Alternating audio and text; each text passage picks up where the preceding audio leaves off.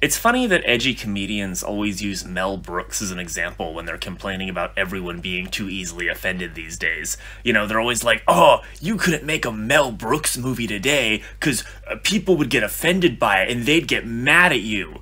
And it's like, people did get offended by Mel Brooks movies. He goes on to make a couple of objectively true points that I kind of want to dive a little bit deeper into.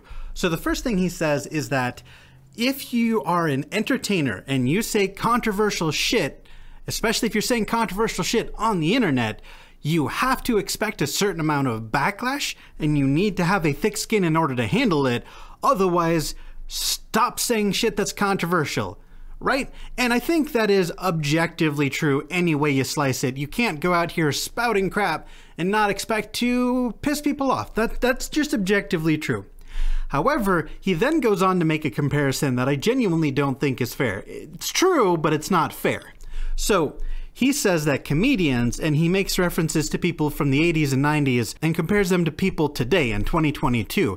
And he says that entertainers in the past, they just didn't complain about backlash ever. You'd never catch so-and-so complaining about cancel culture back in the 80s and 90s, and like, of course not. The culture we have today is a result of social media, which just wasn't a thing the same way it is today back in the 80s and 90s.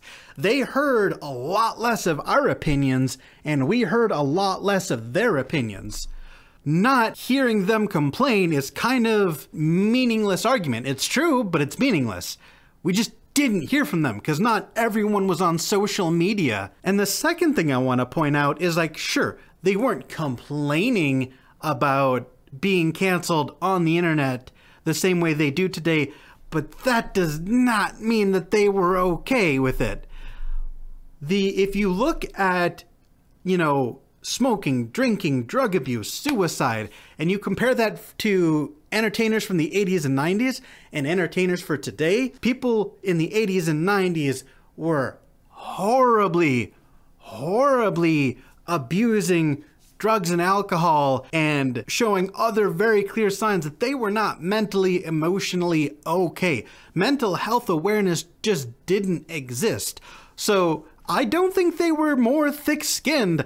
I think they just drank themselves to death instead of complain about it on Twitter, and that's not better. Before I end the video, I just want to say very, very clearly that I took one point that he mentioned in a much longer video and argued about that, even though that was not the main point of his video. I do want to say that I do still agree with his overall point throughout his video, which is that public backlash and people getting angry about the things that you create has always existed. That is his point, and that is objectively true. I just think he is not acknowledging the fact that we hear everything more because social media exists. So his point is correct, but it's missing information, and that's the part that I wanted to make a video about.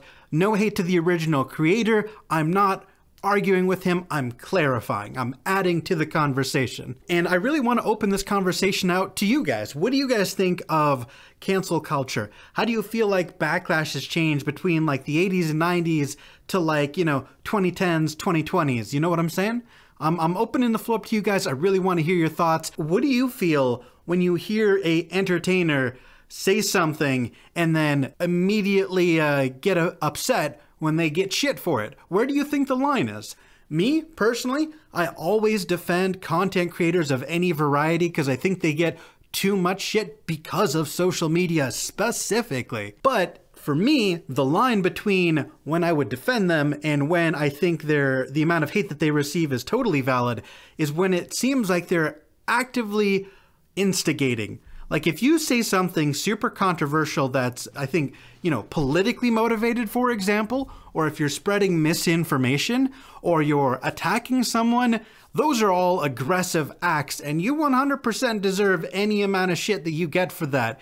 Because if you say that and you're not expecting backlash and you can't handle the backlash, you either shouldn't talk about that or just shouldn't be in the public eye at all. That's the line for me. I'm curious to hear where you guys would put the line. That's all I gotta say for now. Bye, guys.